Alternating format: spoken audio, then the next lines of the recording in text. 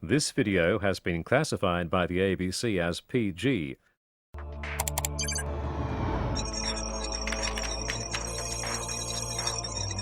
Meet the Catholic Church, owners of a global child sex abuse scandal. In the past 50 years, around 30,000 people in 25 countries have reported abuse by Catholic priests. Church officials stand accused of failing to report cases to secular authorities.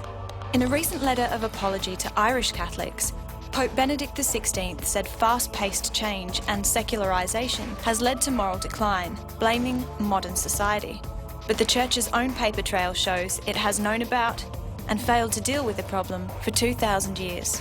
The first recorded link between priests and paedophilia can be found in a manual for church officials from around AD 60 called Didache. Older than the New Testament, it made the rule clear: thou shalt not seduce young boys.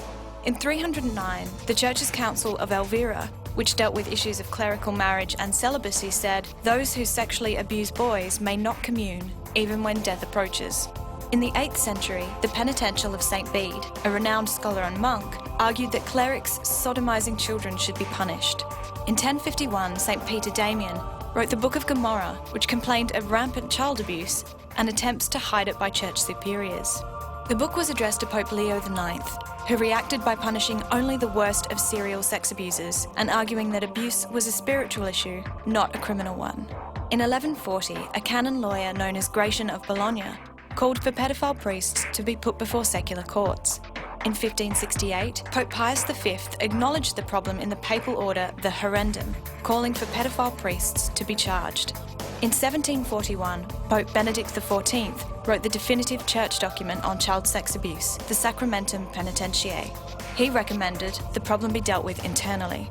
Historians of the Church say that by the 17th century, a system of promoting and moving priests to avoid scandal had developed. In recent times, church laws passed in 1917 and 1962 called for cases to be handled in secret, with no requirement to report offenders. In 2001, head of the Holy Office and future Pope, Cardinal Ratzinger, argued abuse allegations should be dealt with under the Church's greatest level of secrecy, that of pontifical secret. This week, the Vatican pointed to guidelines created in 2003, but unfortunately not circulated, requiring offending priests to be reported to police. A small step forward, or further evidence of bureaucratic failure?